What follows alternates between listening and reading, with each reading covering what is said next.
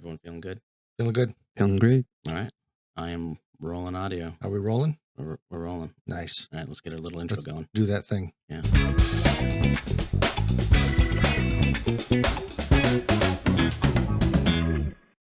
All right. Welcome to my dad's movie podcast. I'm Mick Johnson. I'm the dad. And as usual, I've got Tabor Johnson here, my son. Hi. It's called My Dad's Movie Podcast, but it's my dad. He's the dad. I'm technically the dad. I'm the son. So it's my dad's movie podcast. That's right. But anyway, yeah. So also tonight we've got a guest with us, KodyNewton. Hi, I'm Kody with a K. Yes, Kody with a K. Yeah. Cool. Thanks for joining us, Kody. Yeah, of course. What else would I rather do on a Sunday night after the Super Bowl? Yeah. That's right. Watch SNL 50. Oh, That's what you could be doing. I guess so, because I haven't watched SNL in the last 15 years, so I might as well start now. I'm excited. I watched SNL 40, the 40th anniversary show when that aired, and I was really excited. It was a fun show, and so I'm excited about this one. So I'll probably illegally download that when it finishes airing. Yeah, that's really good to put on the podcast that you're going to illegally do something. Well, I mean, what are you, John McTiernan? Are you wiretapping? I got people coming to the house now. We did John McTiernan a couple of weeks ago. So yeah, he spent some time in jail. Hey, a lot of good people have spent time in jail, okay? Me included. So we're not judging. Okay, good. I watch SNL like normal people in my reels. Yeah, fair enough. So Kody has Newton to Newton Productions here in Boise, right? Yes, I do. Nice. Looks like writer, director, and filmmaker. So tell us a little bit about yourself. What have you got going on? Well, I do a little bit of everything because you have to do a little bit of everything here. I live in Kuna, Idaho, but that's right around Boise. And I am in a market where film is made, but there isn't a lot to do. So I developed all the skills to be able to go around and travel the country and make films while supporting my family. And the secret with me is I like to invite my family with me and make films with them. So that's kind of my journey that I'm on. I am embarking on my 5th feature film coming out this year. 5th? Yeah. Holy mackerel. So that's pretty fun. And then we're filming a 6th also this summer. So I'm very excited about that. You see the way he looked at me when you said 5th feature film? He's like, how many feature films have you done? No, there's no judgment of your son on the Dad's Film podcast. Yeah. But I didn't a little look bit older. at you. That was my wandering eye. Oh, yeah. I'm a little bit older than Tabor, so I'm making up for lost time. And ever since 2016, I made my first feature film with my kids. I just been trying to do as much as I can, learning as much as I can. And that includes watching movies and studying them and seeing how I want to use some of their tactics in my own films to tell my own stories. And I think that's really cool that you include your family into a lot of this stuff. So the last one, you said you've got one that you're going to be working on. Mm-hmm. The last one I think you were the cinematographer. So this 2024, I was cinematographer on 5 feature films, which is pretty crazy. In Ohio, Kentucky, Mississippi twice, and Seattle. So I love working on other people's movies, and I've accumulated so much gear that it's pretty easy for me to be a one-stop shop for camera team and filming and stuff. But nice. The latest one, and it's coming out here soon, is one called The Death of Snow White, and it is hopefully going to rival the Disney Snow White that's coming out. Last night, I actually sat down and I looked at your website and I watched some of the clips, and they had Death of Snow White on there. Oh, yeah. And I was like, wow, looks pretty cool. Yeah, it's a big step up for indie film in general, because, you watch an indie film and you'll see there's a lot of indie films. I don't even know how to reference this, but I just watched one called Primer that was in 2004. I don't know if you've seen that, or The Puffy Chair, or even like Clerks or something like that. I've heard of Puffy Chair. That's the Duplass brothers. And when you think of independent film, a lot of the time your head goes to a lot of those movies, right? Where, it's set in one location and they talk a lot and there's just normal people in normal settings and whatnot. This one does so much for independent film because we really went out there and tried to make a period piece. We built a 3,600 square foot castle interior and exterior, which is which is pretty gnarly. And I mean, everything involved was almost pretty much asking for favors from people. It was independent, true to form, because there was no oversight. There's no big producers. There wasn't anything like that. Right. And really, you're just doing it because we had an opportunity to have free marketing for our film, which is almost impossible to do. And that's releasing at the same time that Disney Snow White does. Nice. So what's the next thing you were talking about that you're going to be involved in? So, I mean, I'm slotted for 8 feature films this year, which is kind of exciting. But Now, is this all as a cinematographer? Yeah. Okay. A lot of people do hire me as a cinematographer because I am technically a director first, and I bring a lot to the table as far as how much I care about their film. I don't care about how it's shot as much as how it feels, Right. and what their characters are doing. And sometimes these directors like to act also, so I step in and I direct them. So there's some give and take there, but I definitely am kind of a powerhouse in the directing area, so that's why they bring me on to shoot Right. it also. That was kind of one of the questions that I had was, it's interesting that you're doing the cinematography, but you're also a director. So are you going at the cinematography thinking like a director? I can't help but not do it that way, Yeah. And more than anything, it's just like working with a client. If I had a business that I was making videos for, I just have to try and understand what they want, and then do the best that I can to achieve what they want. The only big difference with me directing would be it's what I want. Right. Nice. So tonight we're going to be talking about Baz Lurhmann. Did I get that right? Yes, Baz Lurhmann. Mm-hmm. Actually, his name is Mark Anthony Luhrmann. I'm guessing Baz is a nickname that he picked up somewhere. We call it a Correct. stage name. Yeah. Oh, okay. Yeah, they gave him a nickname when he was in high school or college, because there was like a puppet from an Australian TV show that they said that he looked like. Something about the hair. Yeah, so Yeah. so they called him Baz. Yeah, That's great. That's Yeah. funny. and so I would like to address why we are talking about Baz Luhrmann. When I text Kody, I said, if you could pick any director besides Steven Spielberg, who would you pick? And so the reason I said besides Steven Spielberg was because I was like, that's a big director, and I'm not sure if this podcast is ready for Steven Spielberg yet. So we wanted to get a couple episodes in before. Yes. So Spielberg a 5-part series. exactly. Right. So we could bring you back for Spielberg. We just wanted to get a couple under our belt first. Right. Yeah, it's So- kind of funny that the ones that we've even done now, most of them I'm already looking at. Boy, this is almost a 2-part thing. Mhm. There's just too much to talk about. You can't get in all the movies in one sitting. So, we might have to go back and look at some directors again. Yeah. So let's see. Baz Luhrmann, born September 17th, 1962. He is an Australian film director, producer, writer, and actor. So I don't know if you know, Kody, one of the things that on this podcast that we kind of are focusing a little more on is looking at things from the director's point of view. I'm really interested in the director, kind of where they're coming from, maybe their influence in their life, why they're directing the way that they're directing. And then you look at their movies and kind of looking at, oh yeah, I see this director in this movie.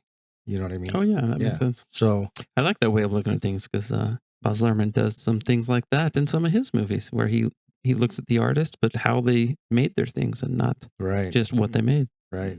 So his mother was a ballroom dance teacher and also a dress shop owner, and his father ran a gas station and a movie theater, which I thought was kind of interesting. A gas station and a movie theater. Yeah, that's a perfect match for him to come out the way he did. Right.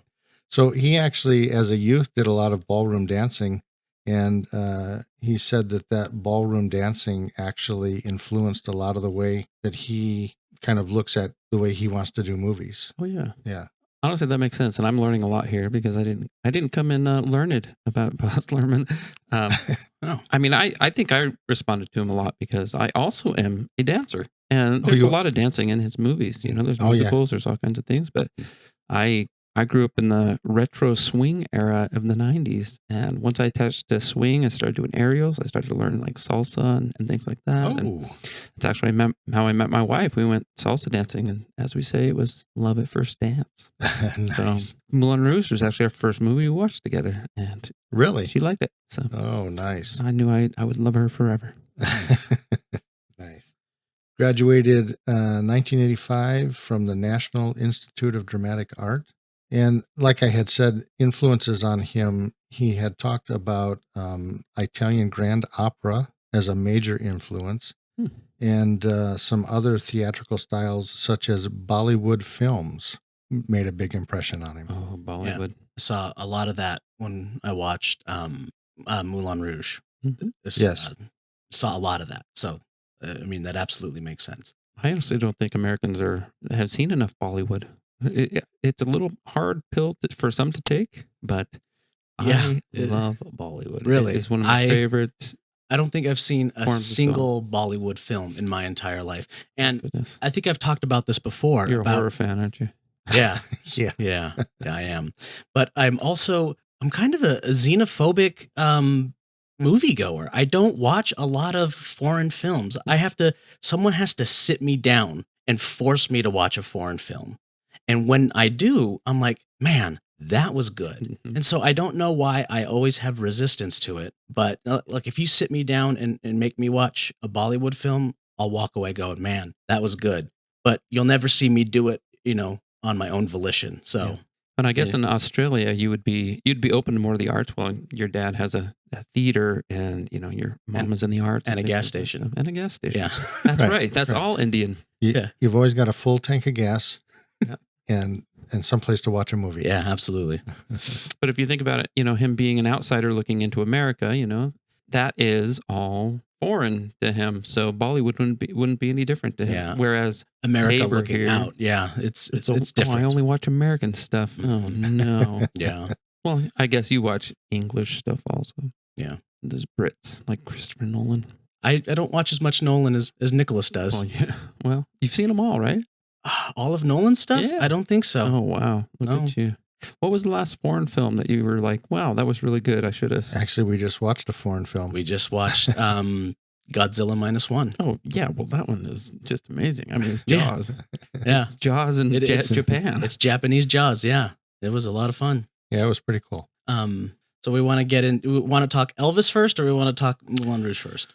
Well, I think I'd like to talk about Moulin Rouge first, and then if we have time, we can. I don't know how in depth we're going to get on Moulin Rouge. There's a lot of stuff there, Oh yeah. and a lot to talk about. And if we can get into Elvis also. One of the interesting things for me, I actually watched Moulin Rouge for the first time last night. Oh, Yeah, I sat down and watched it. I watched it for the first time this morning when I got off work. Oh, okay. Yeah. So It's about love. It's why I'm It is. exhausted. All obstacles. it is about love. So I hadn't really looked at or read anything about it ahead of time and hadn't really heard kind of what it was about. I knew that it was going to be singing, Mhm. I know that. But in my mind, I was thinking it was going to probably be like Elvis, where it's just you're watching a movie and this is the direction of the movie. So when I sat down and started watching Moulin Rouge, and right off the bat, the way that they're doing the camera, I had a little trouble at first at the beginning of the movie, kind of getting into it and accepting it. I almost felt like this is cartoonish. It was to like me. a kaleidoscope, wasn't Oh, it? yeah. Right. It was The just first 30 minutes will turn so much. a lot of people away. Right. It was so much just this direction, that direction. And the singing was awesome. But it wasn't until probably halfway through that, okay, now I'm really feeling like I'm enjoying this. I'm really liking the story. I'm starting to, get into what's going on here. Mhm.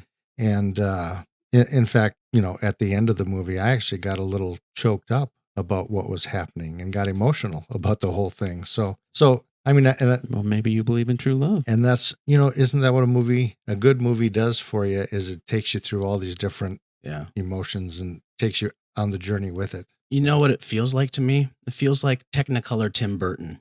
Sure. It's not as gothic as I think Tim Burton is. But Well, no, it's like the exact opposite. It's like Tim Burton is this gothic, stylized, crazy feel, but then you have this rainbow color extreme style. So it's like the yin and the yang. You have the Gothic, which is Tim Burton, and then you have Baz Luhrmann, which is the opposite side. And so it kind of felt kind of like a Tim Burton. Just everything was big and exaggerated, but just with color.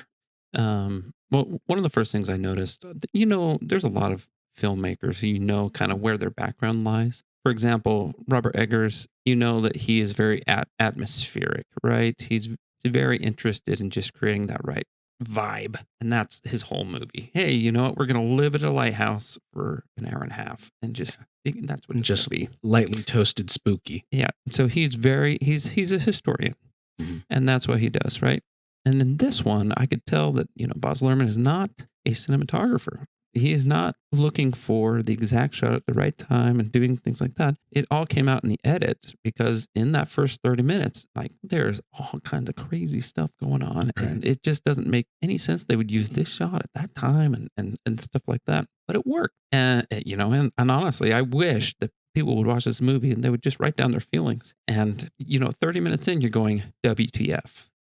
What is going on? Right. Do I want to keep going with this? I don't know. That's exactly it. And that's what he does. He manipulates your emotions in a way that you don't realize it, right? You just think it's storytelling, but ultimately we're on their side by the end of the movie. Right. You felt what Christian was feeling by the end of that movie. And the reason I say that is there was a conscious decision. Like, I know that there's been a lot of like mashup musicals now. Yeah. Where they're singing pop songs and what's going on. But Moulin Rouge was one of those first movies that had never happened before. And that's happened when he was writing the script. He wrote that Christian was the greatest writer of all time. And he realized, oh, shoot, how are we going to create music that's going to live up to what Christian is able to do? Right. And so it wasn't until a little bit later in the process that he decided, he's going to write some of the greatest love songs that we've ever heard. And that being that way, it was going to have an emotional response in us. And we would feel that Christian was the greatest writer ever written, who had ever written, in the 19th century.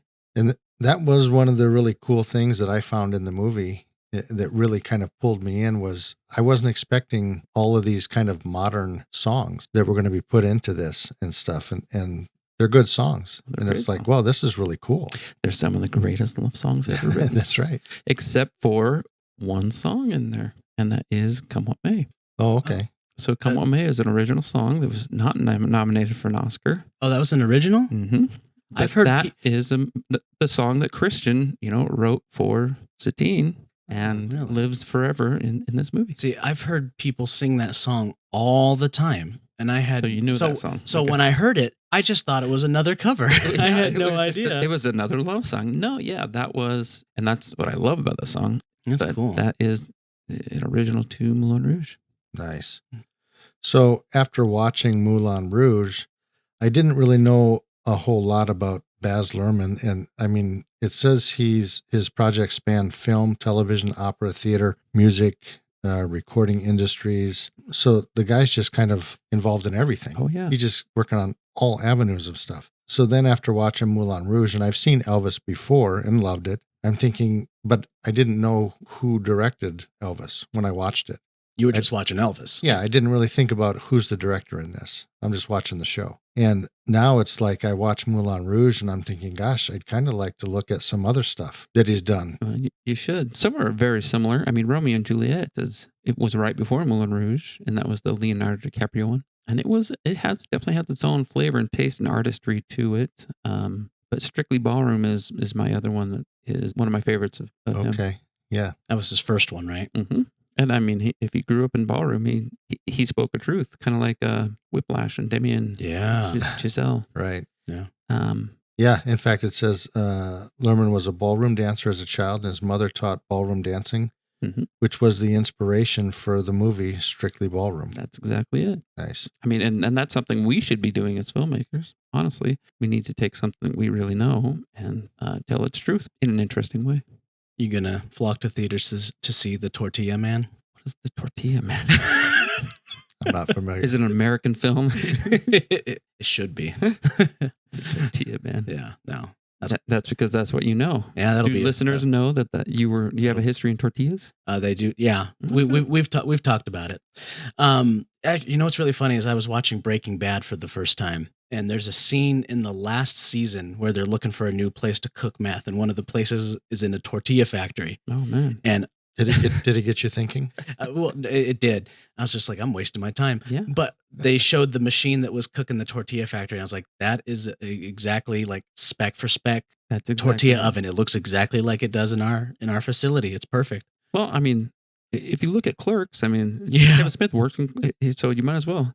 Do you Yeah. have access to that tortilla factory still? Yeah. Oh, well, good. Yeah. Yeah, definitely shoot Do this it. movie. Get it done. I wanted to shoot something at the sugar factory when I was working there because that place is haunted. Oh yeah, the sugar beet. Oh yeah, there's so much stuff there. I tried to shoot a movie there in the tunnel. Yeah. They kicked me out. Yeah. We had a bunch of people. You shot Tried to shoot Metal Kingdom. you shot a little bit of Sure. Metal Kingdom in the parking lot though, didn't you? Yeah, we Because you just had- ran into the You had the factory. tire factory in the background. Yeah. I mean, we shot it in 3 days, so you can't really fault us for some of that stuff. Yeah.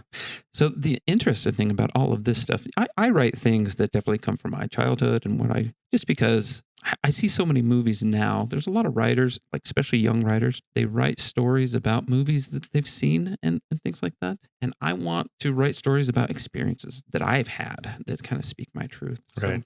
one of my movies, this is kind of interesting, but your podcast is called My Dad's Movie. My dad's movie podcast. Yeah, My Dad's Movie Podcast. I actually have a film called My Dad's Film.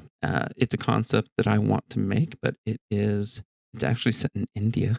It's a Bollywood movie, but it's about a man who works in the news, and his father is diagnosed with something terminal. And when he goes to see his father hands him a script and says, "Hey, I've had this for a long time. I never wanted to show it to you because whatever, but we all have a dream, and could you make my movie?" And he looks at the script, and it's terrible. It's just a trash movie. But he's got to try and make this movie It's his dad's dream. Yeah, before his dad passes, which is interesting in of itself, And well, first of all, I tried to finish my second feature film before my dad passed because he started to have kidney failure and stuff like that. Yeah. So I related a lot to that, and my dad's in it, and it's not done yet though. Yeah. So I still have to finish it, but my dad passed 2 years ago. But that notion of doing something together, making movies, but the comedy that comes from like wrangling a team to do something important, like making a movie for your dad's dying wish, that Right. type of thing. And the reason I want it set in India is because I want to go to India. Yeah. But I actually had an Indian producer talk to me one time, and he wanted some concepts or ideas. And when I told him that one, it just clicked that here's a young Indian man who's never known India but has to go back home to a foreign country and make a movie in that foreign country, and it has to be a Bollywood film. I mean, that just clicked, and it just seemed like the perfect movie Yeah. Oh, to me. nice. So that's interesting. It's My Dad's Movie Podcast. Yeah. But that's just a working title right now with Yeah. my dad's, So my dad's film. So since you brought up that your father had passed away, that's kind of one of the running things that my dad also passed away. When I introduced the show, My Dad's Movie Podcast, I Tabor's say response. he is, says it's welcome to My Dad's movie podcast. I say it's My Dad's Yeah. movie podcast. He's like, yeah, because my Yeah. dad's dead. my dad's dead. So And then our last guest, his dad just passed away too. Hmm. So all of the guests we've had on the show so far, fathers have passed. fathers have passed away. So Well, it's kind of an odd coincidence. I'm hoping I'm not going to be in on the show where Tabor's dad has passed. yeah. Yeah. I mean, that would That would just be weird. Yeah. I mean, It would still be your podcast after Sure. you pass away. Sure. Just Yeah. put me in a corner. that's right. Who knows? With AI technology, you might be able to just talk through the Oh veil. my God. Yeah. Yeah. How Yeah. many AI. episodes do we have to get recorded before we have enough like stuff that we could get AI to do that? Yeah. Like you have to have 100 episodes before you can put stuff on what's that called? Syndication. You have to have 100 Oh. episodes before you can put a TV show on syndication. Yeah. I wonder how many episodes of a podcast you have to have before you can to get AI to get produce. AI to- Yeah, I don't think it's all that much. probably not. You know, the company that I work for, they actually, I was listening to a podcast that was for the company for printers, and it was two people having a discussion about printers, but it wasn't two people. It was AI, and it just sounded like two people, and they were having just a straight on conversation like we're doing right now. It was the weirdest thing. Wow. To know that they were just pulling stuff off of websites and they created this conversation. It was just bizarre. Dang, that's crazy. So we have a tortilla film coming up. We have a Bollywood an indie film movie. Yeah. That's going to be very similar to So- Baz Luhrmann's Strictly Ballroom. Yeah. So we, when we're doing these podcasts, when we find a director that we're talking about, I'm doing research and I'm looking at YouTube videos. I consider myself very lucky when I find a studio binder video Oh, yeah. on that director. Baz Lurhmann does not have a studio binder video, but when I was watching The Last Director, I've discovered that I like the format that they do with their video, where they break down each individual piece. Like story, production design, cinematography, Exactly. sound, music. Exactly. And so that's what I did with Baz Lurhmann. Oh, cool. And so I broke down each little piece and I took notes. And so first, since it's on the top of my head and we're talking about India and stuff like that, I guess we'll talk about the production design. This movie takes place in the 19... Are we starting to talk about Moulin Rouge? We're Yes. still talking about it. Okay. What's that? We're still talking about Moulin Rouge. Yeah. We will forever always So, be talking about Moulin Rouge. Anything you want to throw in about Baz Luhrmann, like if you know something or little tidbits or anything you want to throw in there, just throw them in. But Okay. Yeah. So we'll talk about Moulin Rouge. Production design, baby. All right, I'm going to open my beer. Yeah, right. Every time. I have to edit that out. The non-alcoholic grape crush. If I say it's grape Copyright. soda, you don't have to edit it out, right? That's right. It's just a joke, people. It's not actually beer. So production design, we'll start with that. Okay. It takes place in the 1900s, which 1900s France, which honestly speaking, maybe it's just my opinion, is a very, very boring time to set anything. So if you can do it well, congratulations. Are you talking about the year or France? You're talking about 1900s? Yeah, I'm talking about 1900s in general. You're saying that's a boring time? I think Wasn't so. that the greatest generation? Seems like there was a lot of stuff going on. Yeah. Well, World War I hadn't quite happened yet, right? That was right around the corner. World War I was 1910, 1912. I don't know. This isn't a history podcast. Yeah, from what I understand, it was the Bohemian Revolution in France. In France. So what Yeah. a fun time it would be. Yeah. But If you like camera angles coming at you really fast and changing And direction, spinning like quickly. crazy and Yeah, Nirvana so songs. Yeah. If you like that kind of stuff, then yeah. yeah. So but all the costume design and I felt the costume design was very accurate for the time, but when you look at all the sets and all the buildings, those kind of seemed, I brought up Tim Burton. Mhm. They kind of felt like exaggerations of what, I've never looked at buildings in France in the 1900s, but I can't imagine they actually looked like that. They all kind of looked like cartoon drawings and just, they looked very animated and, very fantastical. And the reason that is, I mean, if he was going to make you feel like you were at the Moulin Rouge in the 1900s, he couldn't just have some girls doing the can. It had to feel very different, very wild, as if you were a 1900s person walking to the Moulin Rouge for the first time. it had to feel like a fantasy. Mm-hmm. Right. And so, Well, it seems like it was kind of an area. It's almost like you walked through a door in the beginning into this world of where the Moulin Rouge and all this stuff was going on. And outside that, maybe it was normal. But once you went inside there. So, and they used color to denote that as well, is that France, everything was blue, but the Moulin Rouge, everything was red. It's rouge, baby. Yeah, everything was red everywhere. Now we're talking about color. I noticed that that's what everything was red with accents of blue.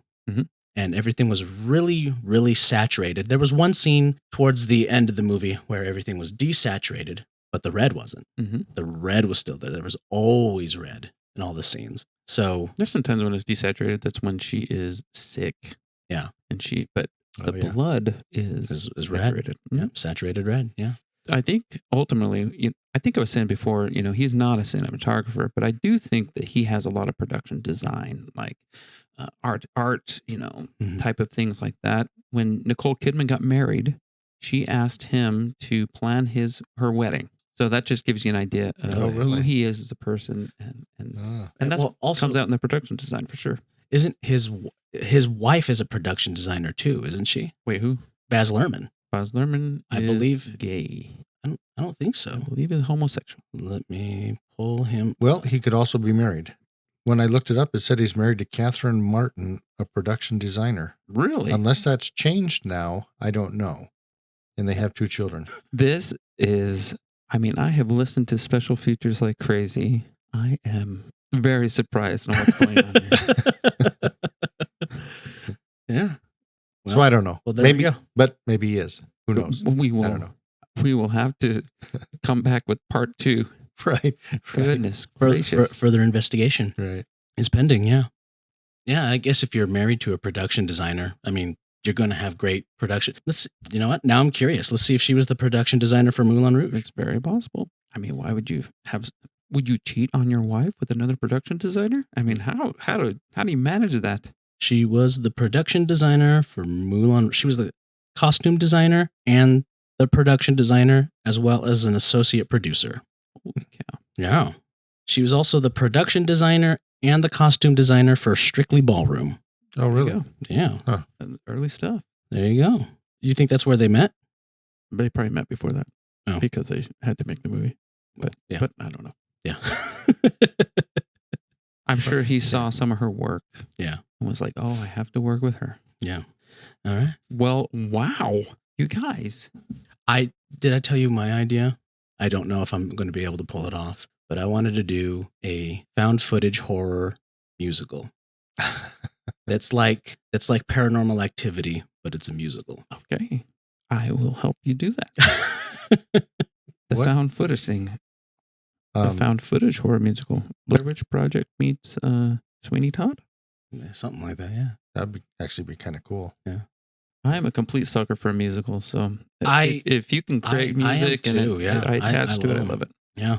You know, I like them also. Good. I find that I really get pulled into them, and I love the music. And I think music makes such an impact when it's good music to really get your emotions involved in things. So yeah, I like musicals.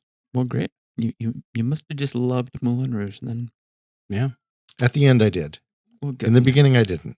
Well, of course not. I was on the fence. It's I almost shut it off. it's actually oh no. It's actually based on Orpheus in the Underworld. I don't know what it's called, but the old tale, literally about Orpheus who tries to save his wife from the underworld, and when he's pulling her back up, looks back and loses her forever. So Oh, man. it's actually based on that. So if you, I know you just watched the movie for the first time, but there's straight parallels with that story, and I think that goes back to some of his operatic history and stuff like that. I also saw a mention of La Boheme. Oh yeah, which I don't think is a direct translation to Moulin Rouge. I think La Boheme is more of a direct translation to Rent, I believe. you see that? So I'll be honest with you. Probably what kept me going on the movie in the beginning was Ewan McGregor. Oh yeah, I love Ewan McGregor. What a and find. I'm not talking about I'm going to leave my wife and go marry Ewan McGregor, but I think as far as like a man crush, I like Ewan McGregor. I could think sing he is to me to awesome. sleep for sure. So I was a little disappointed to hear that he left his wife for somebody else, but that's a different story. Oh goodness, We don't have to go into that. I mean that's show business, right? Yeah, It happens all the Well, it greats. doesn't have to be show business, but yeah. Even Hugh Jackman gets divorced. It's too bad. No, yeah. don't get me started on that one either. Yeah, Ewan McGregor. I mean, he makes the movie. I mean, I know it's great in the first place, but to have it's almost like a voice you've never heard of. That's like the greatest voice in the world. It's unbelievable how good he can sing. you look at all the cast. Well, and they did their own singing. Mhm. Ewan McGregor and Nicole Kidman. They sang them for themselves. Yeah, and John Leguizamo did too. Oh, that's right. Oh, Yeah, John yeah. Leguizamo. Was a I loved his boy. character. Yeah, I did too. I think I'm I think I'm ready to drop my blood feud with John Leguizamo. Wait, what is your problem with John I haven't Leguizamo? heard of this feud. You have. Remember in Texas when he was sitting there at the hotel. Yeah, at the lobby at the hotel. Yeah, That's right. I forgot about that. Oh, you met him in person? Yeah. And what? He wasn't the greatest person ever to meet when he was in a hotel, yeah, hanging out in Texas of all places. Yeah. Goodness. Yeah, he wanted to be left alone. Well, and you didn't want to leave him alone. No. Oh goodness. And he was a jerk. And every time I've told this story, the story started off with he was the jerk. And every time I tell the story more and more, I'm like, I was the jerk. Yeah, maybe I was the one who. So when John Leguizamo hears this, I apologize.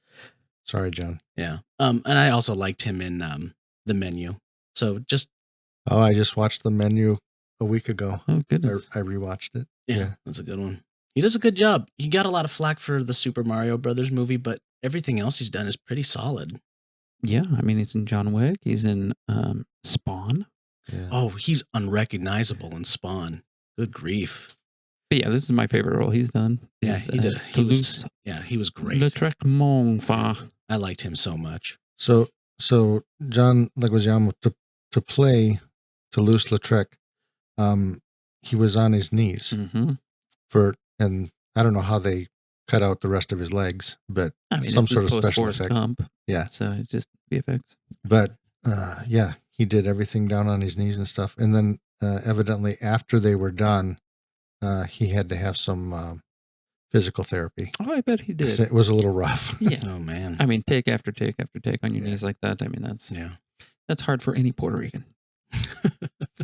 Specifically. Just Puerto Ricans, evidently.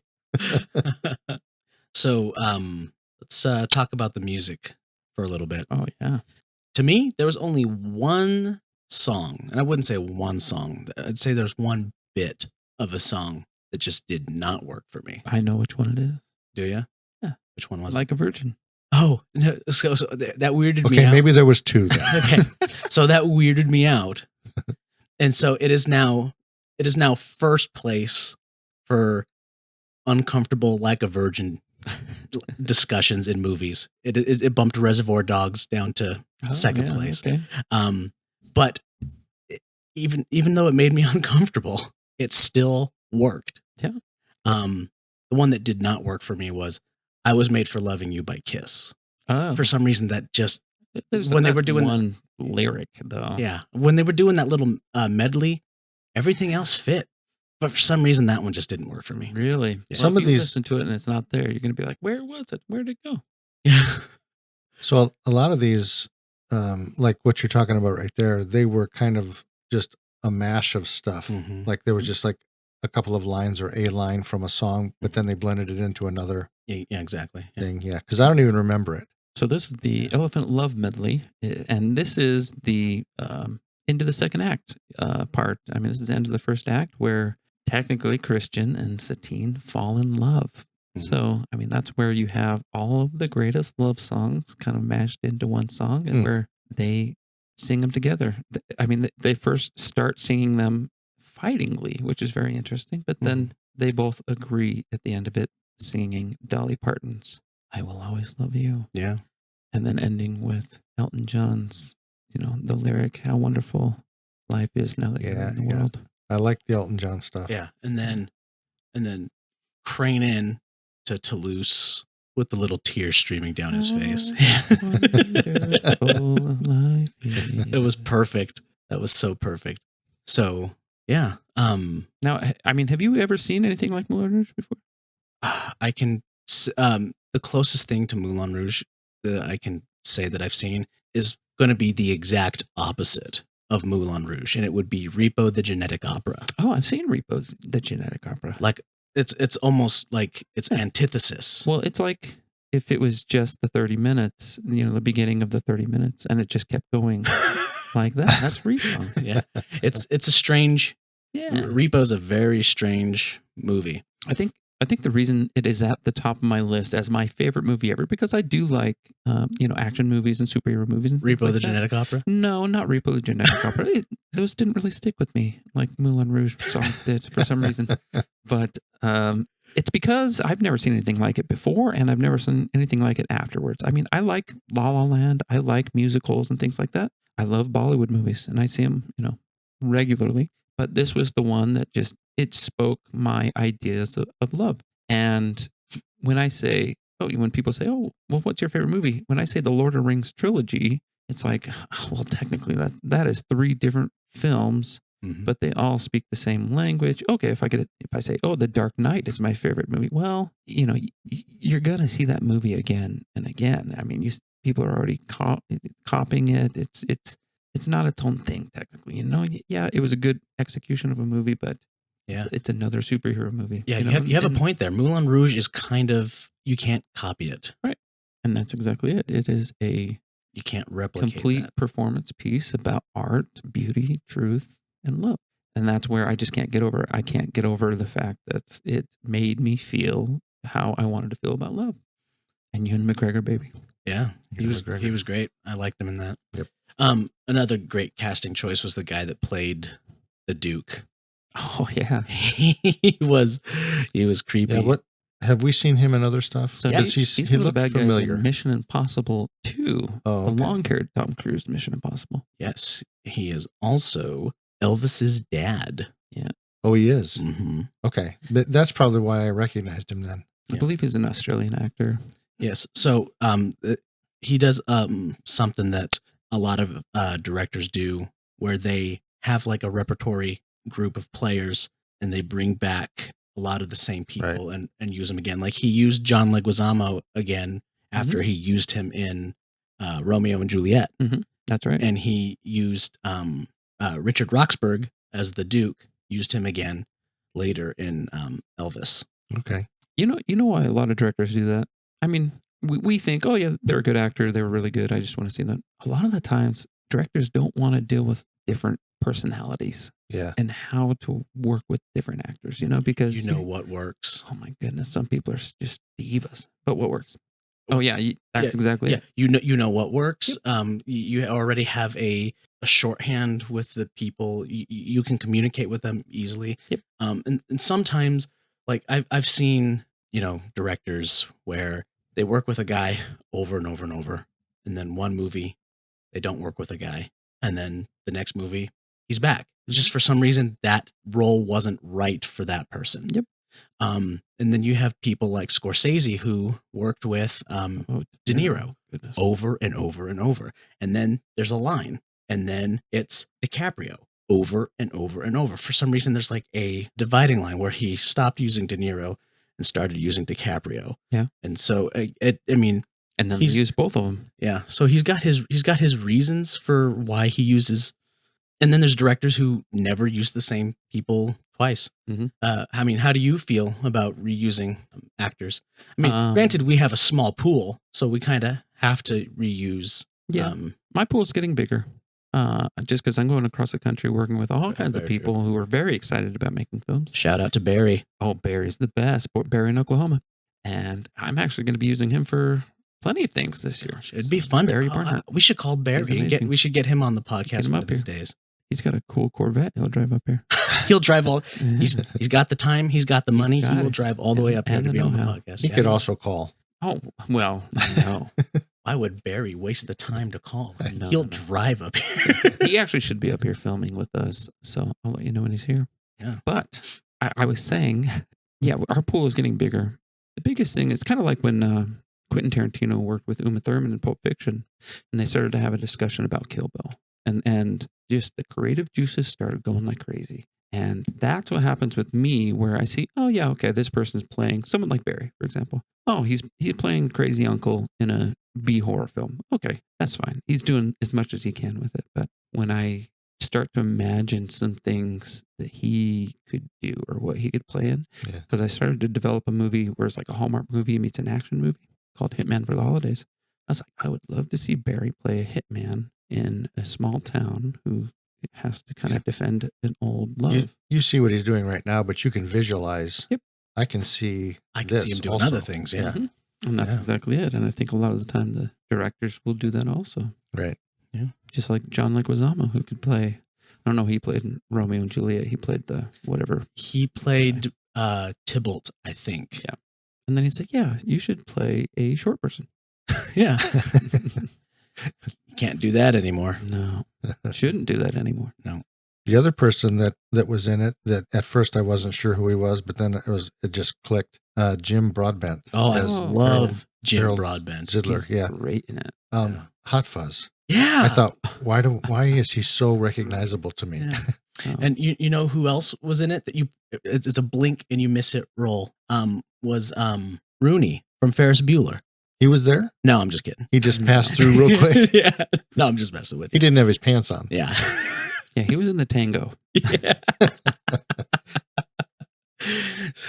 We don't talk about. Yeah, we don't talk about Rooney. No. Mm-mm. So what's really funny is the 1900s era of this movie kind of made me think of like Oliver Twist, and it kind of, when I was watching it, I kind of felt like, the clear villain of the movie is obviously the Duke, but I kind of felt like Jim Broadbent is kind of like a secondary villain, almost kind of like Fagin, like from Oliver Twist, where Okay. he's not really a bad guy, but he has motives. Mhm. And if his motives align, His money motives. yeah, if his motives align with doing the right thing, then he'll do the right thing. But if his motives align with doing the wrong thing, then he'll do the wrong thing. So it kind of, Well, I believe he is a villain with an arc. I mean, that's the thing is he makes some of the wrong decisions. Yeah. He looks out for himself. He looks out for his business. Yeah. And that's business, baby. Yeah. But he has an arc in the Right. movie. Because Yeah. what does he do? He punches the Duke in the face yeah, before he shoots him. Right. yeah, has a heart. So you know where he ultimately lies. Yeah, Oh, so it's so good. I get goosebumps even talking about it. yeah, But yeah, he's a great character. That's the thing is everyone should have. I think Baz Lurhmann said the Duke he's kind of like the dog in the movie where he plays fetch or whatever, but halfway through the movie you give the dog a knife and you see what happens. What? He says it See for what special happens. features, yeah. And that's what makes it interesting because it's like, okay, well, you kind of you have this playful thing and it's kind of interesting, but when it gets dangerous, it's what a turn it takes, and Right. Jeez. and that is the tango. I mean, I love the tango, the Roxanne tango, Yeah. partly because I love the dancing of it, but Yeah. even just the choices that they have to make in the movie, man, it's so good. I was thinking about, Baz Luhrmann having a very clear stylistic choice. And obviously, I guess it's like Wes Anderson. I've never seen a Wes Anderson movie, but for some reason, I really hate Wes Anderson. What? Yeah. And we'll talk about Wes Anderson on this podcast eventually. Yeah. But the thing is that, But you're going to be medicated. Oh, yeah. my goodness. Yeah, but the thing is because I feel like Wes Anderson is unnecessarily whimsical, and for some reason, I hate whimsy. You cannot judge Wes Anderson without seeing a Wes Anderson without film. seeing Wes Anderson. I think that's I don't know. That's like saying Australia is the worst country Without when ever you've going never been without there. ever going to Australia. Yeah. Now, I might agree with you on that. Oh, I'm just kidding. But there are people who absolutely do not like Baz Luhrmann movies. And why do you think that is? I personally, obviously it's because they don't connect with what he is trying to portray, right? He's trying to portray a feeling and move you to action in certain things. He's representing, I mean, he does a lot of films about how people express themselves, and some people just don't care about Right. those types of movies, right? They want to see John Wick who expresses himself with a gun, Yeah. right?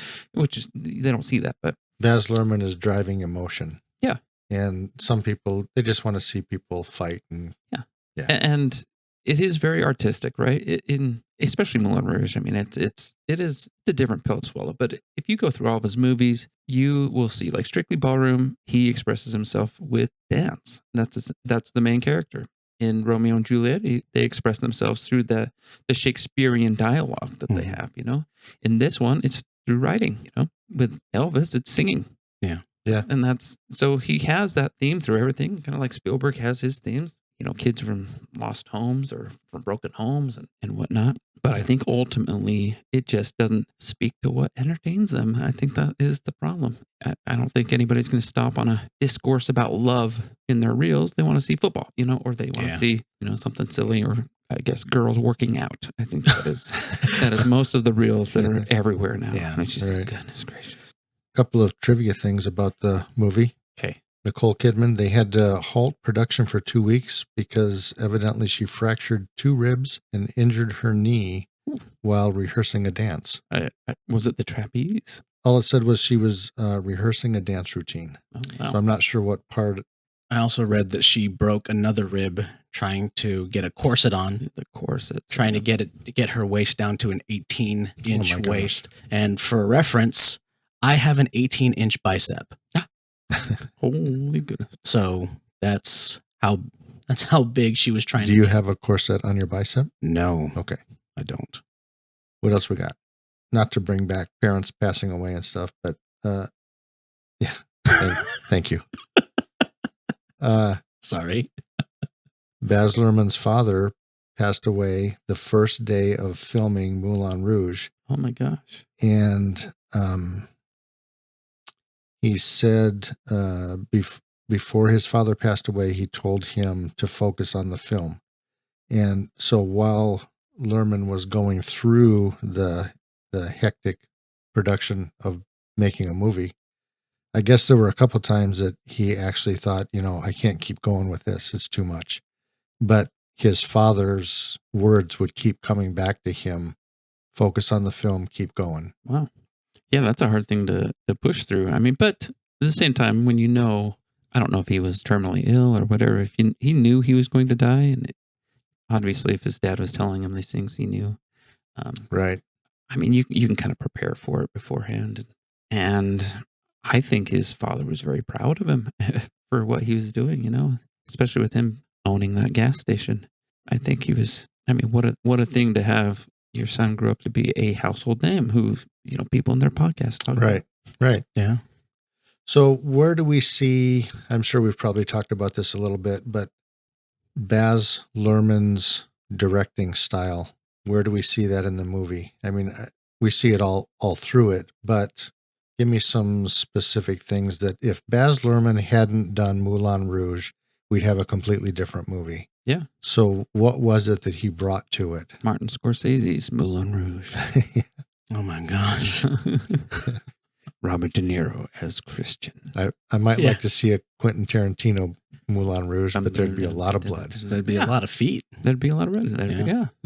Yeah. There'd still be like a virgin. That's true. Yeah. The main part that I actually saw, especially when I watched it recently, is in the editing. Because it's one thing to have music and everything, but one of the big important things that I saw during Moulin Rouge, especially when I watched it again for the first time, you can really see his pizzazz in editing and his even just how the music impacts your feelings with how it's edited. I think is very interesting. I mean, if you watch closely, there's actually a lot of weird shots. There is a part where Toulouse is falling from the rafters, and it is a repeat shot. He falls from the rafters, and then he's hanging from the rafters shortly after. It's a jump cut, and it's supposed to be cartoonish, in a way, because like I thought. Yeah, that's exactly it.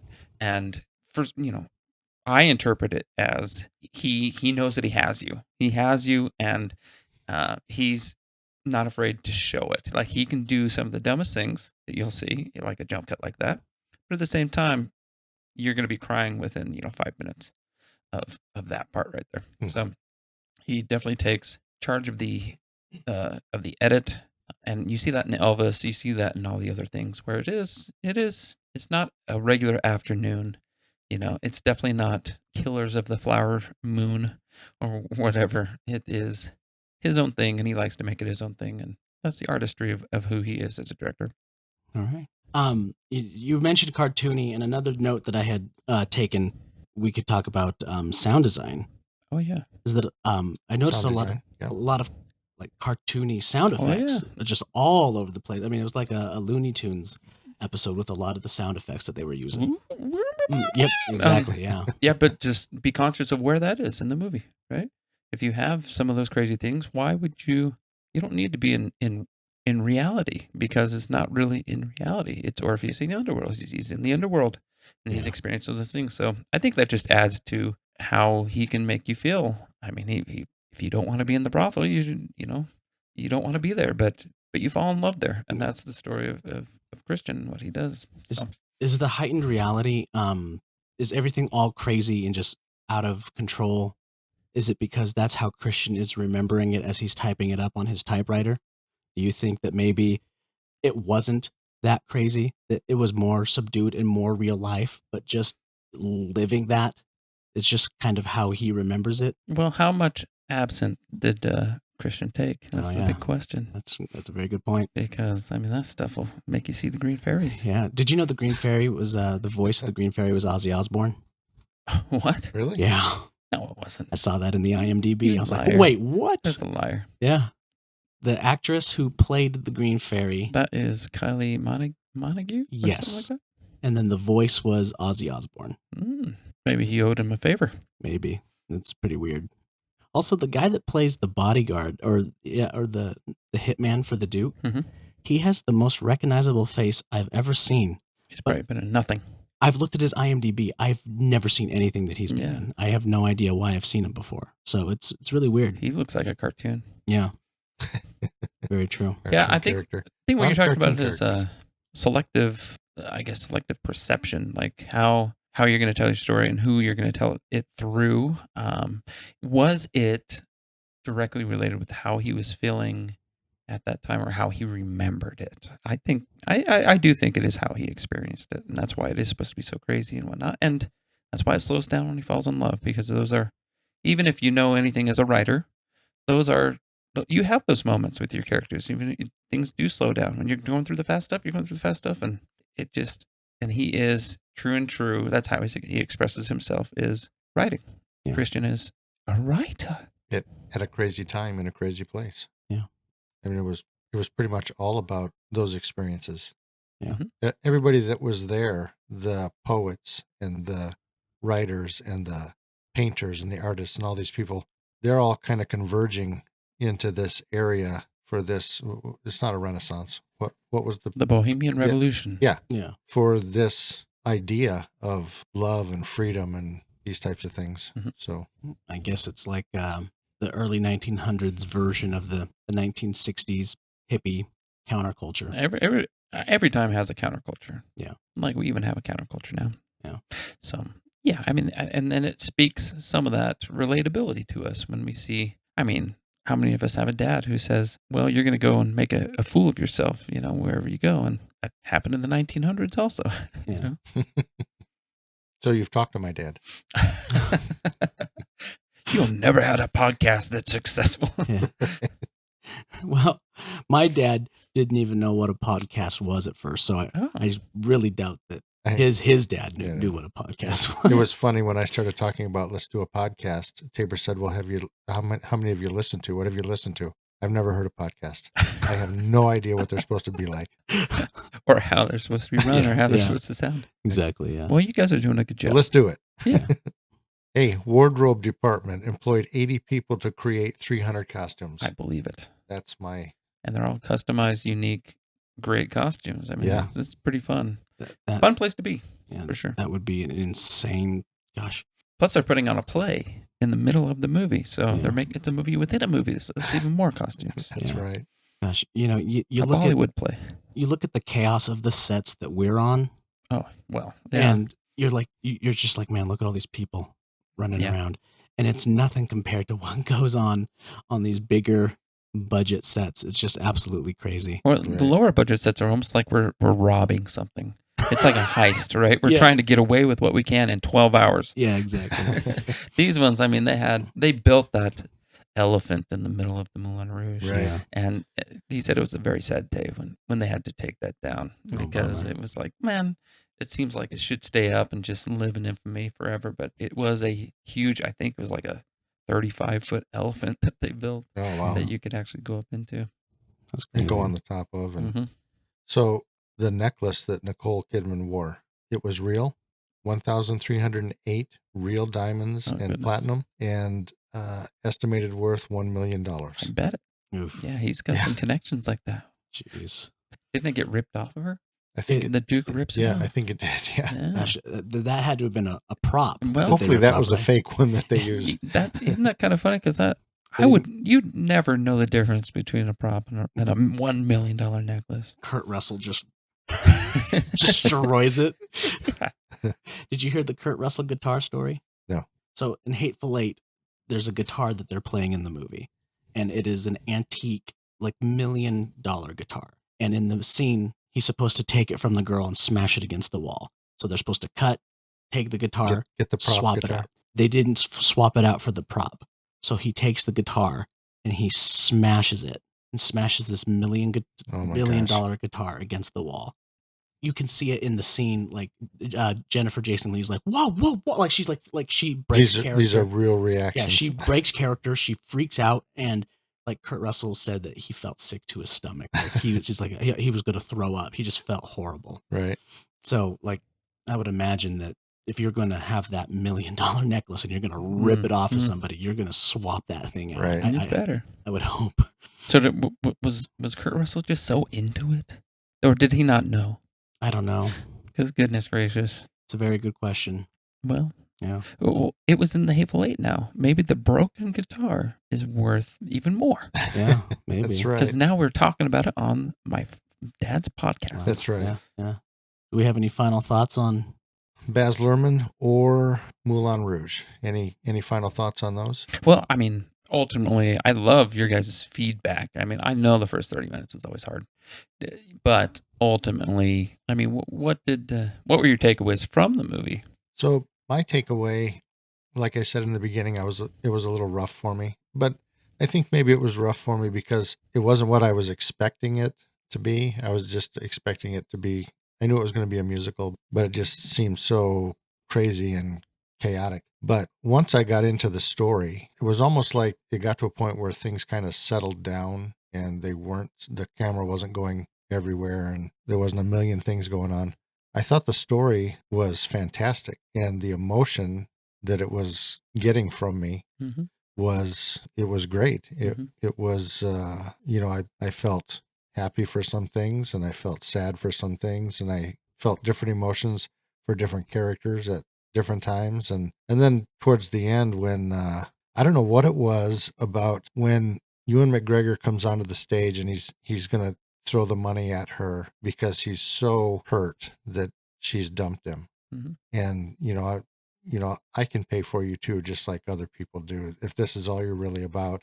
And then when he starts to walk off the stage and she stands up, even before she starts, I think she sings to him, I started getting really like choked up. Like I started to get tears in my eyes, and I just started feeling this overwhelming, almost like it was me, I was the one that was walking away. I was heartbroken. And then they start singing back to each other and stuff. And it's like, yeah, so my emotions were kind of all over the place. And I like movies like that. I like the movies, I like the shoot 'em up movies and the X-Men and those types of things. I like to be entertained with that stuff. But when a movie can pull me into it and I can be emotionally vested into it, those movies stick with me forever. It's like those are, that's really talent to be able to put together a movie and get me to connect with it and feel emotion for it and stuff like that. So yeah, I really liked it at the end of it. Well, I think there's something interesting about that. First of all, what I want to say is there's a lot involved in making you feel those emotions, right? Yeah. But ultimately, it is the story on the page that gets you to feel those things. Even if you were just telling the story over a campfire about Christian and Satine and this essentially a love that has to endure a brothel and the Moulin Rouge and things like that. So even if you're just telling it over a campfire, I think it stands the test of time because it is a good story that you can relate to. And ultimately, it is about external forces trying to fight what you believe is love, true love. Yeah. And it is about true love's overcoming all obstacles, which is what he says, during one of the sections, because he's the greatest writer ever. So I love that, you responded to that stuff. And I think it's very interesting that you say, oh, it's almost like I was there. Like it was me, because you're married, right? Correct. You are married. You're happily married. But man, if you think about Oh, are all we going to of throw those, happily in there? oh well, we're all happily married. Yes. If you want to just in case throw my in, wife listens to this, yes, I am happily married. but we all have those external forces that want to take that love away from us, and I think that's what rings true with me with this movie for sure. Is it speaks my version of love that I think it is. It is, when I think of love, it's I sing about it, and the world stops when I sing about it. It's just that type of thing. Yeah. But that is such a beautiful moment that it almost feels operatic. It feels like you've seen it before. Like it just, because it speaks an eternal truth to you. Right. And that is, love can overcome all obstacles. Right. What about you, Tabor? The other cool thing about that particular scene for me was it was almost like everything else disappeared. There was nothing around them anymore. It was just those two. That's all that existed. Right. And it was this is an odd way of saying this, but it was the thing that they created together, which is that song. Right. There are other things that we create together, especially in marriages, children that help bring us together. And I know that's something that my wife and I just love so much, that ultimately that would keep us from being divorced or anything like that. It's just, we just share the same love for our kids, for the things that we created. So my opinion on the film, like you said, the first 30 minutes. So I had just gotten home from a 12-hour shift, and it felt like walking into a room full of kids. You know how you worked a long day and the kids are running around the house. That's what it felt like. I was just like, I need you guys to shut up. I just worked 12 hours. I've been in the mines. And I got the black lung. Yeah, I got the black lung. And so that's what it felt like the first 30 minutes. But then I settled in, and, I really liked it. Ewan McGregor, I like everything he's in. He does such a good job. He brings 100% to everything he's in. A lot of people didn't like Obi-Wan Kenobi, but still, he was great in that. I loved him in that. Yeah, he's a good babysitter. Yeah. Yeah. The Babysitter Show. Yeah.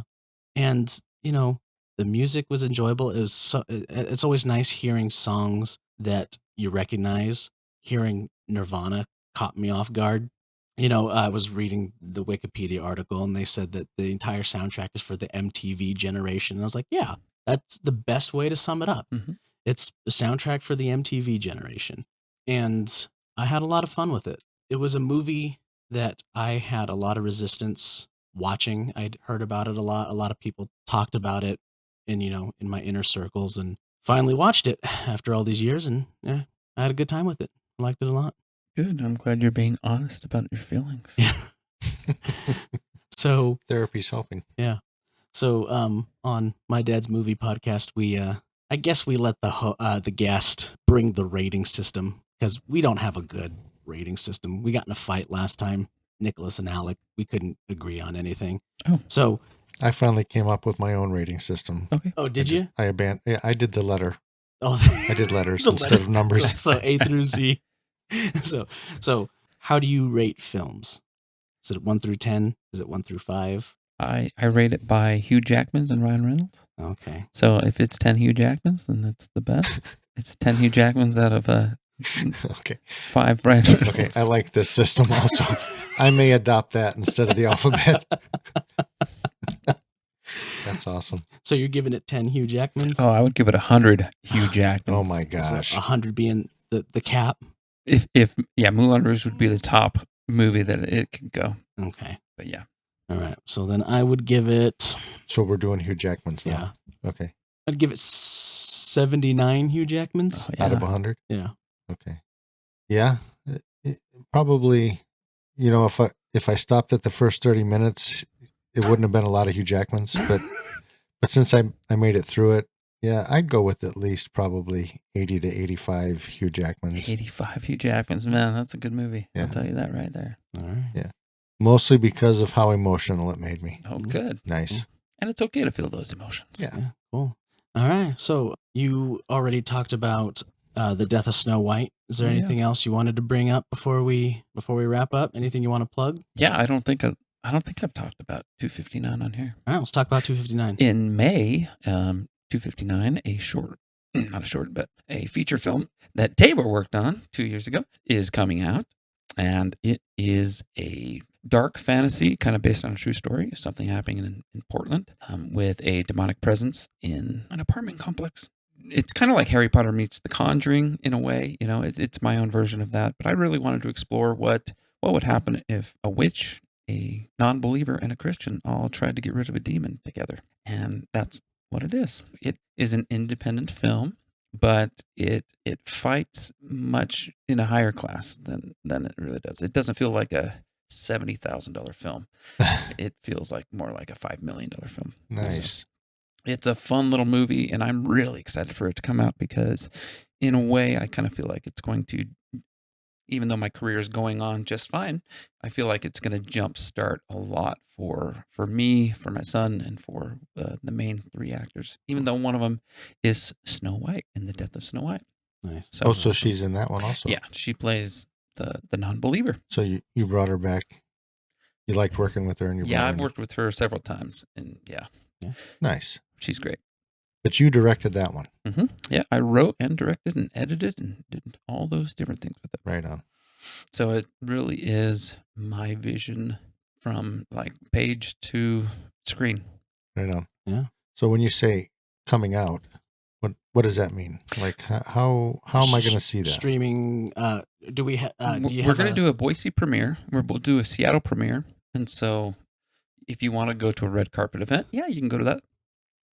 Which that'll be a lot of fun. But we want to do a limited theater release with it because it's going to be out after The Death of Snow White. So hopefully we have some of the market that we get from that movie and a little bit of steam. Yep, and pull it over to 259. Nice. And it's called 259 because most of the stuff that was happening in the true story was around 2:59 a.m. The minute before witching hour. So right on. In our minds, it's kind of like that is when the gates open. There's a minute of preparedness, and if you're in one of those spots where the gate is, weird things will happen. You're going to see some stuff. Yeah, you're going to see some stuff. Right on. So, and then it'll be in streaming. I don't know how close after that. We don't want to wait too long. We want people to just watch this movie. Yeah. And then if it does well, which I think it will, I actually want to do a sequel because I would love to explore where these characters go afterwards. And when you see it, you're going to be like, yeah, this makes sense for them to do a sequel. Mm-hmm. So I would like to go to the red carpet thing, Oh, yeah. just so you know. I'll invite you. And I would like to be able to tell people that I know you. Like when I get there, I want to be able to tell people, yeah, I know Kody. Yeah. Like we're friends. We've done stuff together. Yeah, you have They're to. going to be like, ooh, who are you? That's what I want. Okay. Yeah, he was on episode 6 of my dad's movie podcast. My dad's movie podcast. That's right. No, we'd love to have you. I mean, honestly, just the feedback alone would be great, and just the early feedback and whatnot. But it actually stars a couple of people you might know. Yeah. It stars Terry Kaiser, who is Bernie from Weekend at Bernie's. Is he still alive? Oh, Yeah. he's still alive, and he smokes a lot. Goodness gracious. It stars Richie Ramone from the Ramones. He's the only living Ramone. He was the drummer. Okay. It stars some people from the Friday the 13th franchise. Oh, wow. Several people from that, actually. And so, very excited about it. I kind of want to invite some of those people to the premiere. Absolutely. But I am broke, and I don't want to pay for them to come out. Yeah. I can't buy no first class ticket. This is a BYOB Yeah. premiere. Yeah. Bring your own butt. Yeah, Right. to sit in the seat. Well, that would be cool. Yeah. And I'm really excited about that one. And I mean, I have so many stories that I want to tell. And technology it's caught up so quickly or so much now that there's really no excuse. You can go just make movies. I mean, even just buying a camera or using your phone. I mean, yeah, my first feature was on my phone. Yeah. And we raised $25,000 for Make-A-Wish by showing that movie in theaters, which is crazy. I think that's on your website. Yeah. Well, that's Make- my origin story. Make-A-Wish? Yeah, we worked with Make-A-Wish for first movie. Yeah. Got to watch it on like a 200-foot screen and with like 350 people there. Nice. It was great. That's awesome. Awesome. And that was the moment that I said, I have to do this. I have to be a filmmaker, and I will stop at nothing. And I haven't stopped yet. So let me ask you. Oh, I forgot to tell you. Baz Luhrmann's next film, when I looked it up, biopic about Joan of Arc. Film expected to be distributed by Warner Brothers. Really? Joan of Arc. Yeah, I'm not a huge fan of these. of Joan of Arc. No, I don't know her very well. I mean, did we learn about her in school? I don't know. In But I'm not a passing, huge fan of the biopics or biopics, The or whatever. biopics. Yeah. And just because you're stuck telling the story that happened, and But you like the can't Weird Al explore one, things. right? Well, the Weird Al one's the best one ever made. Oh, Because it's through so the world. good. Oh, it's so So good. funny. Nice. So, do we feel like we want to talk about Elvis, or do we feel like we're good and we just wrap things up right here and maybe tackle Elvis another day? I don't know, viewers. Text 2 if you want us to keep talking, or text 1 if you want us to shut up. Who are they texting it to? Text 2 if you want. Just to If keep you want to know talking. who to text to. I just got a 2. Oh. They want us to keep going. Oh, it's a bill collector. That's how Oh. many times they tried to reach me. I definitely don't have as much to say about Elvis, so it definitely wouldn't be another episode if that's Okay. So Well, then we can cover it pretty quick. Yeah, let's go through Elvis Sure, real quick. Sure. Elvis 2022. Austin Butler is Elvis. He's great. I thought, man, this kid is Wonderful awesome. job. Tom Hanks as Colonel Tom Parker. I love Tom Hanks, and I love most of the stuff that he does. I hated him, It was a little rough seeing him as this guy. especially when you see some of the behind the scenes, and that's my problem with some of these biopics is you see who the person is, and then it's like, well, I would have rather had that person just do a documentary about this rather than watch Tom Hanks try and do this like Middle Eastern or Dutch. Yeah, I watched a video interview with that guy, and he doesn't even talk like that. Not at all. No, Oh, really? No, he's got a Southern accent. Yeah, Oh, he sold people on him being American. Yeah, he learned how to speak with a Southern accent so that he could pretend to be an American, and he did it for so long that just became his accent. right. Yeah. So when any of that stuff came into question, he was Yeah, that made him Yeah. skittish, obviously. and also I feel that the makeup work for Hanks was not. I don't know. I felt it was distracting. Well, it is distracting because you know what Tom Hanks looks like, so you know Yeah. it's not real. Right. So I mean, why do you even have to? yeah, I don't know. It just didn't work for me Right. at all. It just as looked far like as- somebody that they put a bunch of stuff on. Yeah. Yeah. If they would have put Tom Hanks from Castaway in there, I probably wouldn't have batted an eye. Like just Yeah. transferred different Tom Hankses into the movie. Right. Honestly, though, gosh, I think Tom Hanks is probably my only complaint. and he was kind of on a bad streak for me. Tom Hanks hadn't done something good in a while. Even like The Man Called Otto. Oh, yeah. I didn't love him in that. That kind of just came and went, and I didn't see it. It's like Tom, you got to play a grumpy guy. Well, I don't think he found it. Yeah. It's like Tom Hanks playing a grumpy guy. That's So- what it felt like. So are we seeing Tom Hanks and the direction that the director is going with him and the character, or are we seeing? I mean, where's the? Well, it's a collaboration of both, right? It's both people making decisions, but ultimately, depending on the director, but most of the time, the director hands the reins of the character to the actor. Okay. And so the actor should know everything about that person and with guidance, right? With guidance of what the director wants. So, Yeah. And I hate to say it, if we're going to praise the actors for, I mean, most of the Oscars that go out to people are because they play characters that are written well, Yeah. And so you can't just say, well, you acted it so well. No, it was well written from the beginning. So if they're going to play a character who we don't like, who, they need to get the same Yeah. feedback. Right. Or sometimes a movie gets best director, Mhm. but it was because the producer did the casting right and the production design right. So sometimes a lot of other things influence the award kind of in the wrong direction. I was thinking about that a couple days ago. I was like, how do you know if you're watching a movie that's winning Best Director, or how do you know you're watching a movie that's winning Best Picture? Well, it is for that year, so Because there's what do How you do you- consider directing? That's a how hard do you part, too. tell the difference? Because the director is, I mean, if they're an auteur, they're picking everything. Mhm. Well, then isn't that the producer? Because the producer would do that ordinarily, right? The producer would be picking the They'd be making the thing happen, yes, yeah.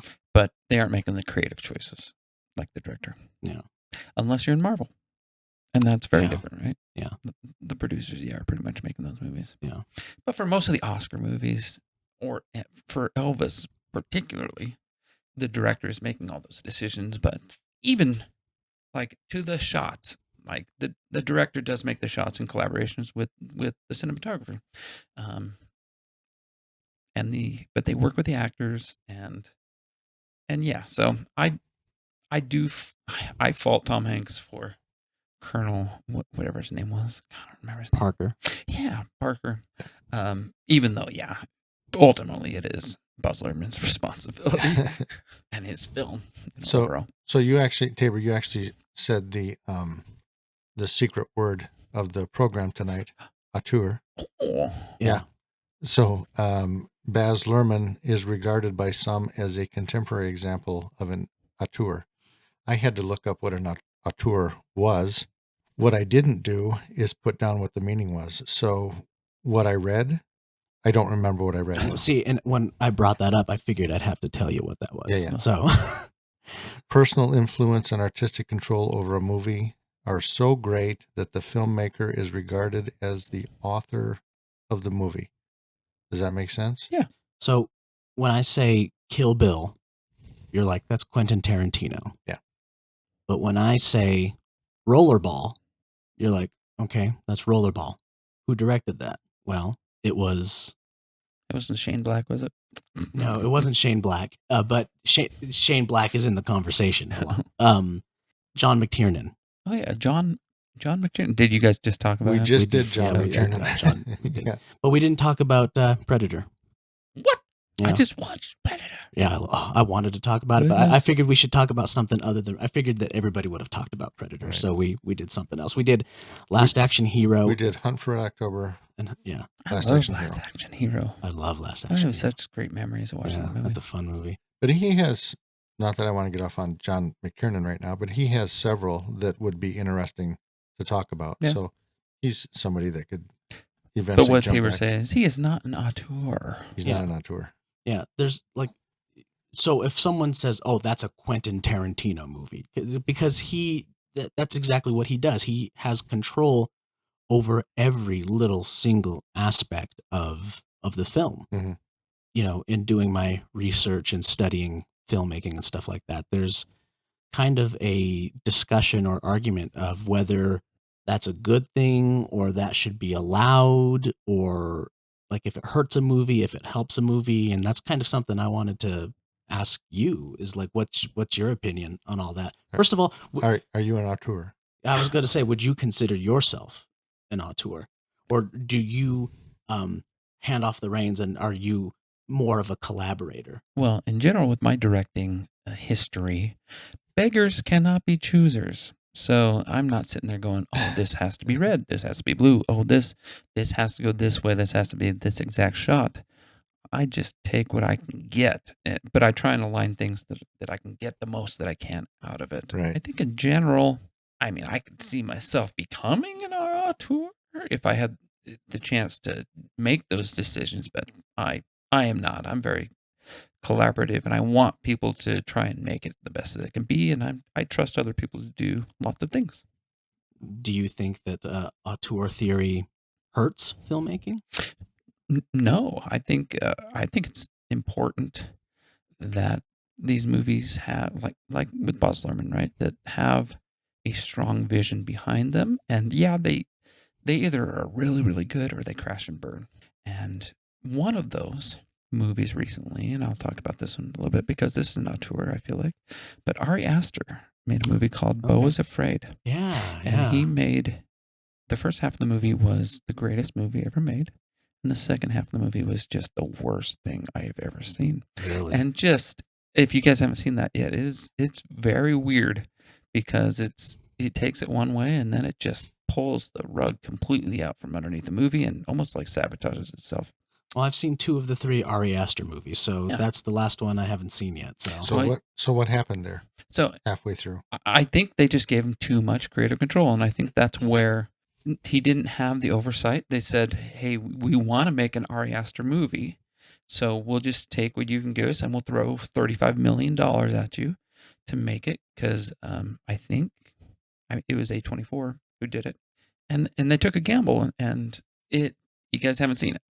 And that tells you right there it failed because there's like I said, the first half is great. I don't think he's seen a single A24 movie at all. Actually, that's not true. Yeah, he has seen I'm sure that I have, but he's seen I don't Iron know. Claw. Oh yeah. And he's seen The Disaster Artist. Okay.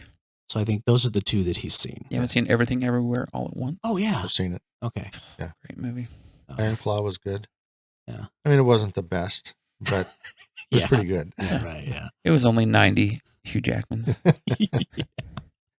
Am I going to start seeing the Hugh Jackman scale in your Instagram It's actually stories? something I wrote into a script of mine. Oh, that's right. It's in Tight 60. Yes. Yeah. Yeah. Who was the other person you were saying besides Hugh Jackman? Ryan Reynolds. Oh, Ryan Well, Reynolds. in general, it's like I was going to rate it on just, male celebrities and stuff like that. So the joke in the movie that I wrote, he writes jokes and then he rates them, right? Mhm. If he rates it a Hugh Jackman, it's the best, right? If it's a Hugh Jackman or if it's a Ryan Reynolds, it's like 70%, But then he tells a joke and he looks at the other guy and he goes, "What do you think of that?"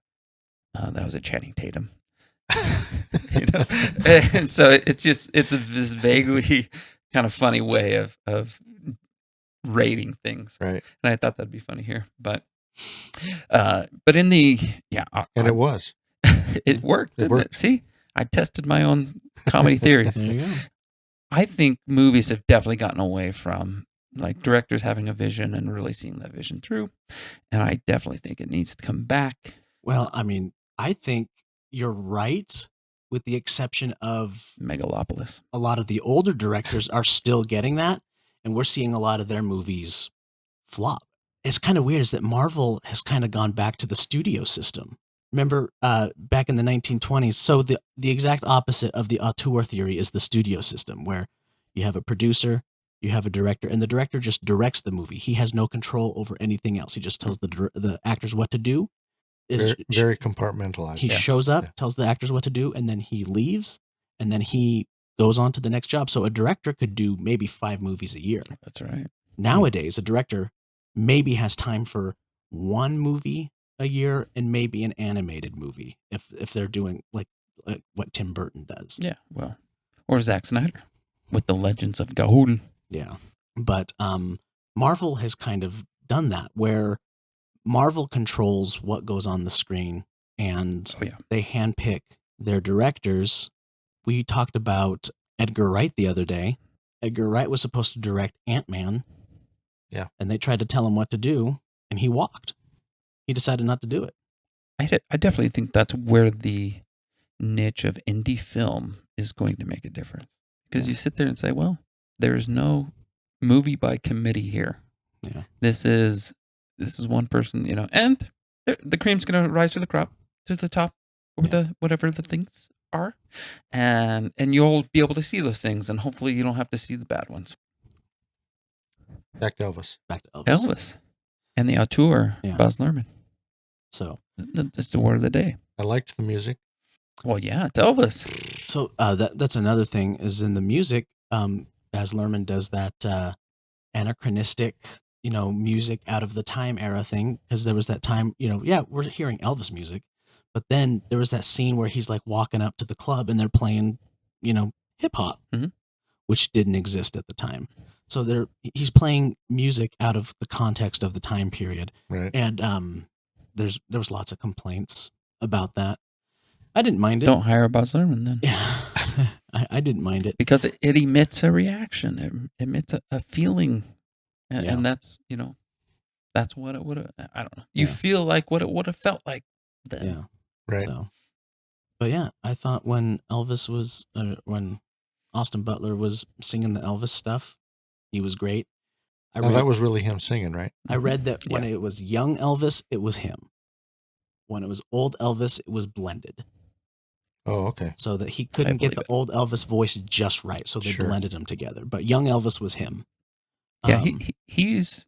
Can you imagine? Well, can you imagine casting that and just having the wrong person? I mean, how do you really know? I mean, that you like nailed. This is the guy. Oh, I was going to bring that. I Because- was going to bring that up earlier. I was looking at the list of all the possible people Mhm. that were going to be in it, and just the entire list, it was wrong. Yeah.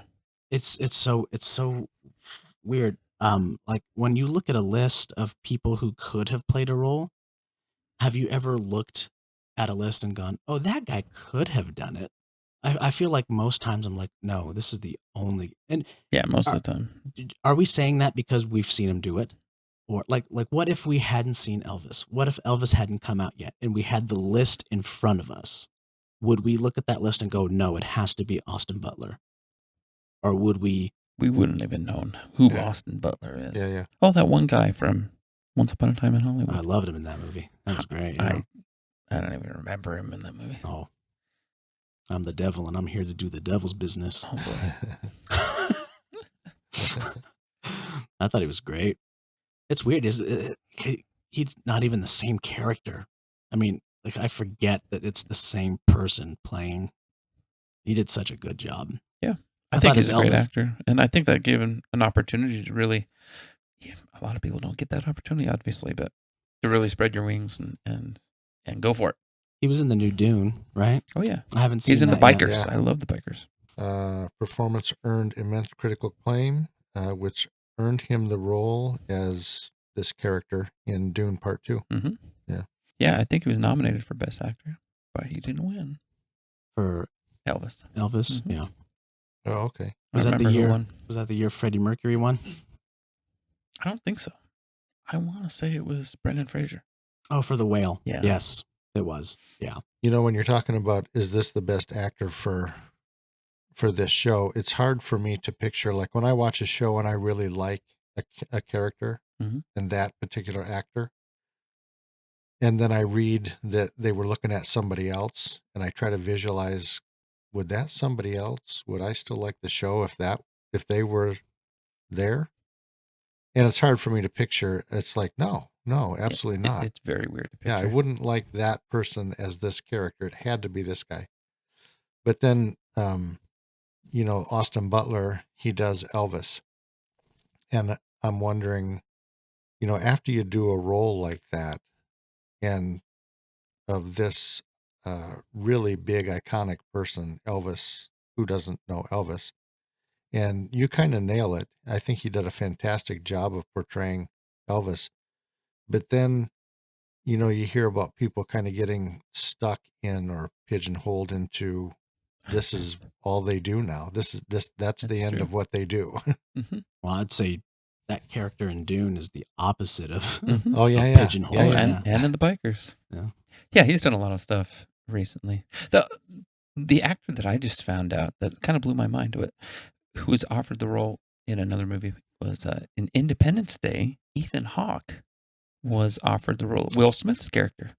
Really? Yeah, Oh, I didn't And- know that. I just learned this today, but Ethan Hawke was offered the role of Christian in in Moulin Rouge? Moulin Rouge. Goodness gracious. No. Good thing he passed that Are you thing up. serious? Mhm. Good thing he passed up Independence Day, too. And it's not the same movie, Independence Day, but I'm thinking of Top Gun. Miles Teller Yes. was considered for Elvis. I think I might have heard that, but I don't. Interesting. I could see that. as well as He'd be terrible. as well as Ansel Elgort, who played Eggsy. He should not be. No. Yeah, I wouldn't have put him in there. No. Yeah, no. The funny thing is, I just watched Priscilla, which is an A24 Elvis movie, and they had somebody else. It's the guy from Saltburn. play Elvis, and it just felt so off to Really? me. That movie just felt like Oh, okay. Elvis from Temu. Dollar store He was Elvis. dollar store Elvis. Yeah. What's his name? Barry. It's Keogh- not him. No, different Saltburn actor. But yeah, it's the cute guy. So yeah, that was interesting. But with seeing the difference between the two, I definitely like. I mean, Elvis, it definitely represented what it was like too. I mean, the hip thrusting scene is pretty indicative of what Baz Luhrmann can do, because it really does. It's the appetite, right? It is the hunger. It's all about consuming, and how Elvis was just consumed, and how the Colonel exploited all those, those things. And Yeah. I thought that was very interesting. And it was an interesting choice to make him the narrator. Yeah. Yeah. I actually heard somewhere that he said that he was interested in the Colonel character because he felt like the Colonel was an outsider looking in, trying to do some of those things, and that's how he felt as an Australian, kind of in American culture, and even like with Elvis and things like that. Ah, And so I think he related to the Colonel a lot that way. interesting. Huh. Yeah, that's kind of cool. So the film was shot on location in Queensland, Australia. Yeah. That explains why there's a lot of Australian actors in it. Oh, yeah. Yeah. Second highest grossing musical biopic after Bohemian Rhapsody, 2018.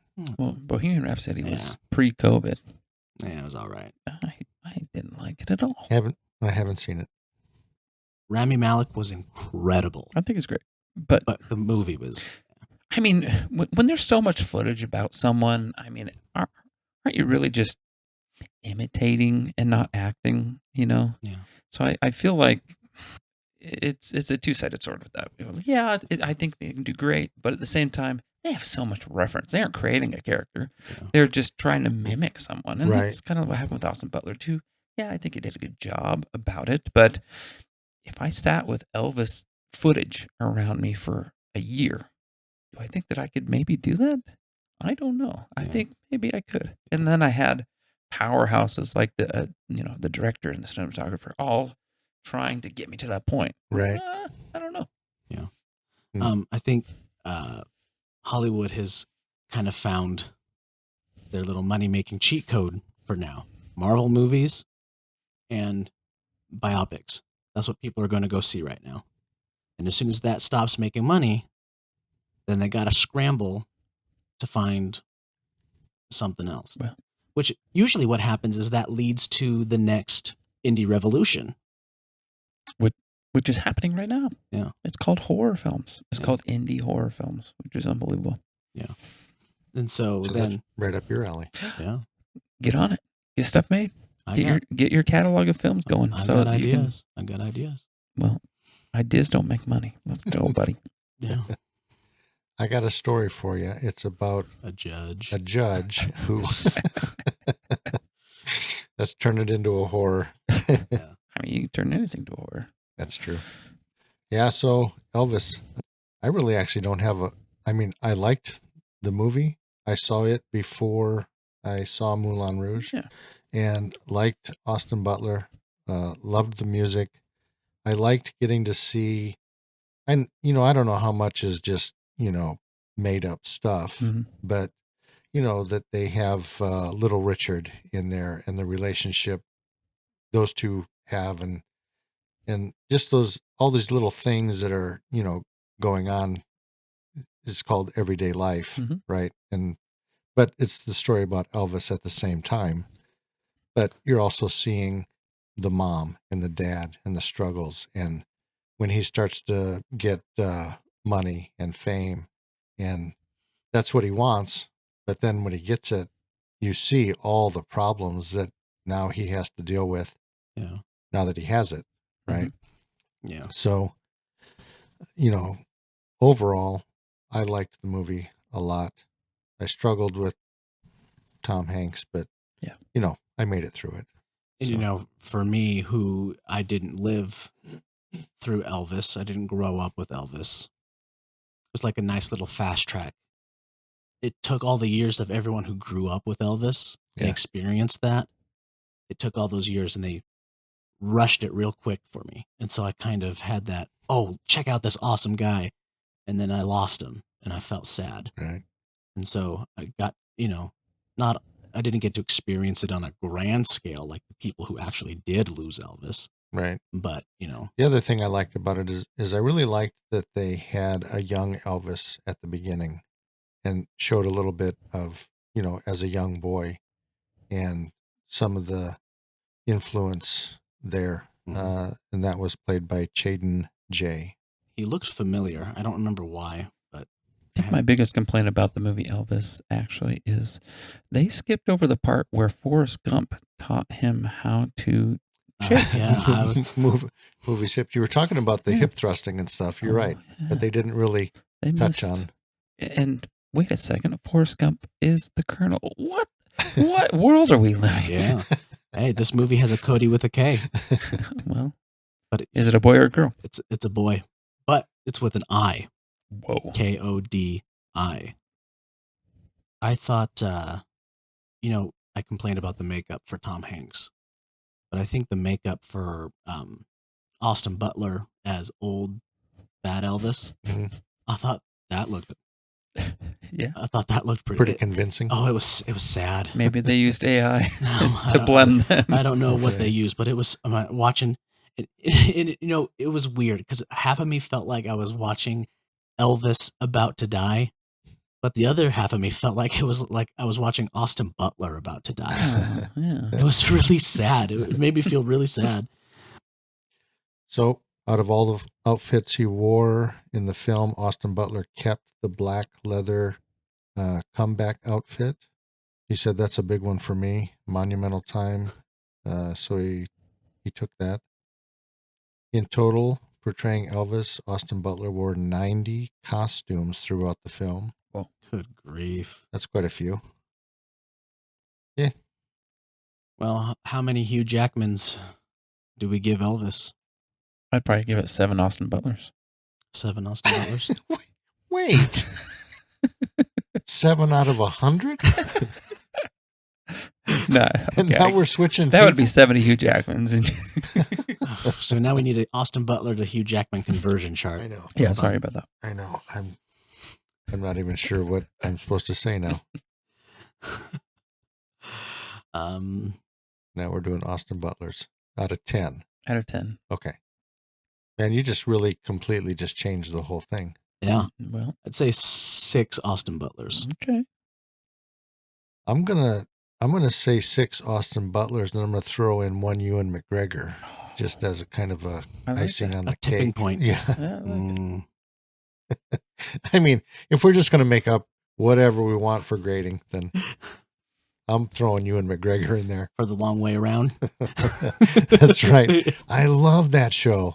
Long way round, long way down. Yeah. I think there's a third one, in fact. The long way across or something like that. Something like that. Yeah. So I do have a question. So how long ago did you watch Elvis? I You watched watched it recently? Elvis. So I watched Elvis about a year ago, and then I watched some reaction videos this morning Okay. to brush up. Okay, so it's been some time. I probably watched it a couple of months ago. A lot of times what I do when I'm working, I watch movies while I work Mhm. because I'll be working on projects that I don't have to always focus on the project. So I can kind of do 2 things at one time. Yeah. Second screen. And so I'll throw a movie on my phone while I work. And My MO is the movie that I've seen, but I haven't seen in a while, I'll watch it while I'm at the gym. The Yeah. movie that I haven't seen, I'll save for the Sunday that I get off work. I'll watch it and go to bed. And then when I wake up, right. I'll head over here and we'll talk about it. So I think a couple months ago I watched Elvis, but what I find is like I'll watch Top Gun Maverick, Mm-hmm. and then I'll throw Elvis on. It's almost like sometimes I just pair up these movies that I just Interesting. kind of watch together. Yeah. Because Rooster was going to play Elvis. That's why. Yeah. There's the tie. Now I know there's the tie-in. Yeah. The stellar. Millennial Macho Man DVD pack. Yeah, that's right. Those two movies would come together in a box set in the Walmart bin. That's right. Yeah, the thing that I think Elvis is missing is, they had to cross all the T's of the life and stuff like that. But what was the scene that really was the takeaway from that I'm going to remember forever? I don't know if there was a scene like that. No. And I don't know if that's like a product of what movies are now, because there's just so many of them that nothing really sticks out. But that's interesting. Yeah. That seemed a little weird for me that Baz Lurhmann didn't nail something. I might make an argument for an Elvis scene that is the one scene that you remember. It's the one where he's got the microphone and he goes, and he swallows it. Lord have mercy. I do remember him swallowing it. And didn't they play it? He actually did that. Yeah. Someone argued with me for 2.5 hours. Oh, wow. And I let them argue with me for 2.5 hours before I showed him the video. Might have been Tenna. Yeah, he would argue for 2.5 hours. I tried to text him and see if he wanted to be on the podcast. He hasn't. Give him John Carpenter. Ooh, that'd be fun. Yeah, you'd love that. Mm-hmm. So, for everybody listening, Moulin Rouge, if you haven't seen it, get through the first, 30 minutes? It's 30 minutes. Yeah. Get through the first 30 minutes. Like this podcast. Don't please. Listen to the end of this. Don't shut it down. Get through the first 30 minutes. It's gonna blow your mind. It's gonna be great. Everybody's probably seen Elvis, but good show. But it's just a show. Mm-hmm. You know what I mean? Yeah. In the end, it's a biopic. Yeah. All right. Yeah. Well, sweet. Thank you, Kody, for this was awesome. I enjoyed pleasure. it. Yeah, we'd love to have you on again. Well, I'd love to be on again. Sweet. All right. Well, probably when that movie comes out. Yeah. 259. Yeah. That's when we'll talk. Now we're talking. Yeah. I know a lot about that movie. You do. So yeah, absolutely. We could talk about that for hours. Yeah. Thanks for listening to My Dad's Movie Podcast. We had a lot of fun creating it, and we hope you enjoyed it. For more content, please check us out at Facebook and YouTube at My Dad's Movie Podcast, or visit our website, mydadsmoviepodcast.com. And always, if you'd like to help support us, please check out our Patreon at My Dad's Movie Podcast. Thanks for listening, everybody. All right. Well, we out of here? We're out of here. All right, let's take off.